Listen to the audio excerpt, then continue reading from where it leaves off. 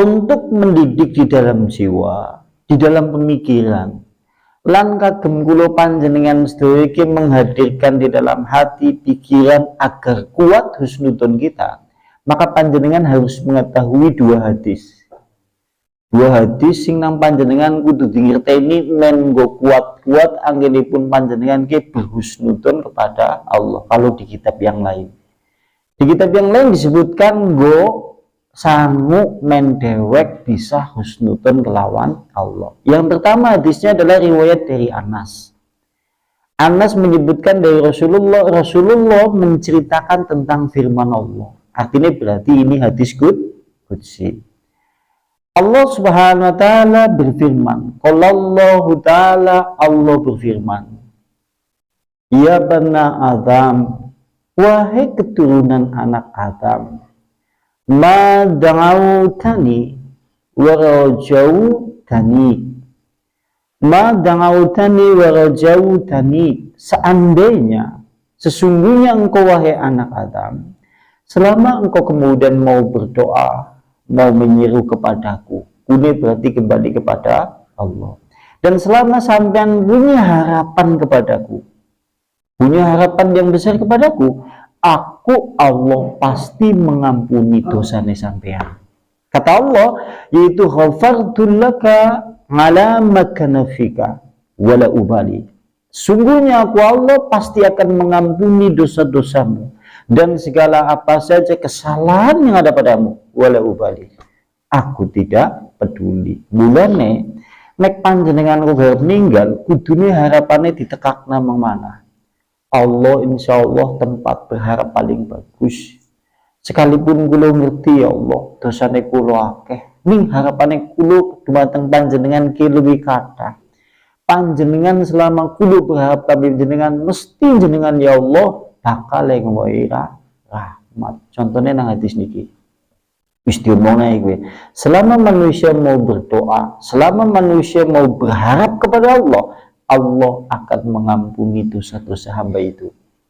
Kalimat iki, kata Allah, wala ubali, aku tidak peduli seberapa banyak dosa yang dimiliki oleh hamba itu. Masya Allah ya, nek panjenengan di penggalian yang garap meninggal, ayam karena wis husnudon kepada Allah, tinggal pasrah dumateng Allah. Karena terkait masalah kematian, ini adalah sesuatu yang penting karena penentu kehidupan selama-lamanya. Awal mula memasuki pintu gerbang, nanti manusia akan bahagia atau manusia akan celaka, diawali oleh pintu gerbang kematian. Masalahnya kan awal mula wong garap seneng terus ya masuk ke dalam pintu kematian atau sebaliknya. Kemudian kata yaitu Allah Subhanahu wa taala di dalam hadis qudsi ini, ya bani Adam, wahai anak keturunan Adam, wahai manusia, lau balaghat dunubuka, kalau seandainya telah sampai dosa-dosamu ananas samai, yaitu sampai ke puncak langit. Kalau seandainya wahai engkau wahai anak Adam, dosa-dosamu itu penuh sampai memenuhi ke penjuru langit. Kalimatnya seperti itu. Summa istaghfartani, kemudian engkau memohon ampun kepadaku, maka kata Allah, ghafartu laka wala ubali, aku pasti akan ampuni dirimu, aku tidak peduli. Maksudnya, kalau suatu saat kemudian hadir di dalam panjenengan, kulo setuju, hadir pada kematian, panjenengan ya aja kelalen, ya Allah, ampunilah aku. Sekalipun lisan itu sudah tidak bisa mengucapkan, tapi manah tesi kesang. Karena yang jenengane wong garep meninggal kan sing diandalna manahe. Paling ora nang manah ki ngrentek, ya Allah, ampunilah dosaku. Sebentar lagi ini aku telah mengalami tanda-tanda kepada kematian, maka ampunilah aku ya Allah, karena dosa-dosaku telah memenuhi penjuru langit, tapi aku sangat berhusnudon kepadamu. Jika aku mengucapkan istighfar, aku mohon ampun kepadamu, pasti kemudian Kau akan ampuni. Dan panjenengan tidak peduli seberapa banyak dosa itu. Berarti nek panjenengan kudu sedikit meninggal, hadirkan perasaan yang seperti itu. Dewek pun nekakna perasaan ingkang atus sematan. Sekalipun hadirnya perasaan seperti itu, ini termasuk karunia. Dan kita tahu di bab sebelumnya, mulane wong beriman nek meninggal ditandai dengan metu banyu ilue karena nelangsa. Ya bayang apa lah, wong garap meninggal wis ora bisa ngapa-ngapa. Istrinya sudah ada di dekatnya, tetangganya sudah ada di halaman rumahnya. Saudara-saudaranya sudah pulang dari tanah-tanah perantauan karena mendengar berita seorang itu telah jatuh sakit keras dan hampir-hampir kemudian menemui yaitu sakaratul maut. Anak-anaknya sudah kumpul di ruang tamu. Salah satu ada yang menangis, ada yang kemudian sebentar-sebentar kemudian melihat yaitu kamar tempat terbaring orang yang mau meninggal itu. Kemudian bersamaan dengan itu orang yang mau meninggal seperti itu melihat keadaan seperti itu, dia punya harapan besar kepada Allah. Ya Allah, ampunilah aku. Ya Allah, aku berhusnudzon kepadamu. Mulai nelangsa, kemudian keluar yaitu air matanya dari kedua pandangannya. Karena bagian bawah kiwis ora berfungsi. Bagian kaki mengana kiwis adem timek. Itu seperti itu maksudnya. Masya Allah ya. Mulane banyu ilue metu nelangsa. Apa mending konek malaikat maut begitu datang memberi berita bahwasanya orang yang mau meninggal itu adalah orang yang bahagia. Lebih mempesmini mending. Karena tidak ada bahasa yang paling membahagiakan untuk mendapatkan nikmat dan rahmat Allah kecuali bahasa yang paling baik adalah air mata yang keluar dari pelupuk mata.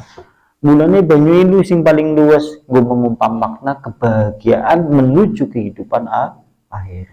Itu maksudnya. Kemudian berikutnya, ya bana Adam, wahai anak keturunan Adam atau wahai manusia, lau ataitani, kalau seandainya kamu wahai anak Adam mendatangi aku dengan dosa-dosa, kesalahan dan kekhilafan sepenuh bumi. Sepenuh bumi ini penuh dengan kesalahanmu wahai anak Adam. Penuh dengan segala dosa-dosamu. Penuh dengan segala perbuatan kejahatan yang kau lakukan. Summa laqitani, tapi kemudian engkau menemui aku dalam keadaan tidak pernah berbuat sekutu kepadaku dengan segala sesuatu apapun. La ataituka, aku Allah akan mendatangimu dengan sepenuh bumi, bahkan lebih luas dari itu, yaitu ampunan untukmu. Berarti syaratnya kudu aja sih sirik. Kini sampean satu saat tinggal berarti hadirkan dua perasaan itu melalui dalil hadis ini. Donga, berharap, terus jaluk ampun maring Allah. Hadirkan perasaan husnudzon. Soalnya ini penting kagem kula panjenengan sedaya tatkala mau menghadapi kepada kematian. Masya Allah ya. Men kapurih tatkala kita berpulang nanti kepada Allah dalam keadaan memang betul-betul membawa iman. Kemudian berikutnya. Nah, hadis yang kedua kalau di kitab yang lain, kemen panjenengan aja ngasih putus asa sekalipun kita memiliki dosa yang banyak. Yaitu di dalam hadis Rasulullah disebutkan, yaitu hadisnya riwayat dari Abu Hurairah. Kala berkata Rasulullah sallallahu alaihi wasallam, qala Allah taala, Allah Subhanahu wa taala berfirman, hadis qudsi sama. Berarti Allah berfirman, adnaba abdun danba. Hambaku berbuat dosa dengan satu dosa. Hambaku, kata Allah, berbuat dosa dengan satu dosa. Lantas hamba itu faqala Allahumma firli dzambi. Lantas kemudian hamba itu berkata, ya Allah, ampunilah dosaku. Maka oleh Allah langsung dijawab. Faqala Allah tabaraka wa ta'ala, maka Allah Subhanahu wa ta'ala yang maha tinggi dan maha suci langsung menjawab, adnaba abdi. Kata Allah Subhanahu wa ta'ala, hambaku berbuat dosa. Dan dia mengetahui bahwasannya dia memiliki Tuhan yang maha pengampun dan juga maha menyiksa terhadap dosa. Sumangada kemudian setelah itu dia mengulangi dosanya lagi. Dan dia memohon ampun lagi kepada Allah. Nah Allah ya dijawab seperti itu. Dia baiknya mengulangi dosa maning, tapi kemudian meminta ampun kepada Allah. Dia yakin bahwasanya dia memiliki Tuhan yang mengampuni dosa-dosa dan akan menyiksa dengan dosa. Kata Allah, di kalimat terakhir setelah kemudian diulang kalimat itu sampai 3 kali, Allah kemudian berfirman, wa'mal masyi'ta. Silakan kalian semuanya itu berbuat apa saja sekehendakmu. Faqad ghafartu laka. Aku Allah akan tetap mengampuni sampean-sampean semuanya. Aku Allah akan mengampuni dosa-dosamu semuanya. Silakan kau berbuat apa saja. Menurut penjelasan kitab, sekalipun manusia mengulang 1000 dosa, sekalipun dosa ini diulang sampai 1000, tapi kemudian dia senantiasa memohon ampun kepada Allah, Allah tetap mengampuni dosa-dosa itu. Ini nanam penjelasan. Ini menunjukkan berarti harapan husnudon kita kepada Allah ke besar. Ari kala nengenjang nek badhe ninggal. Aja ngasih kelalen kambi kelawan 2 hadis ini. Ya paribasan nang panjenengan diangan-angen maknane ngesuk digawa nek ari kala nek arep ninggal. Ya Allah, kula pernah ngaos zaman kula ngaos, kula pernah ditidoki hadis perkataan Nabi, dan itu adalah firman-Mu, wahai Allah.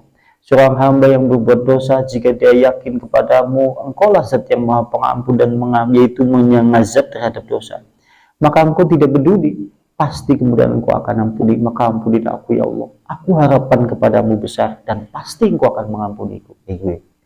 Maksudipun kados mengatakan, kekaburi ngesuk nek suatu saat seperti itu, seperti itu.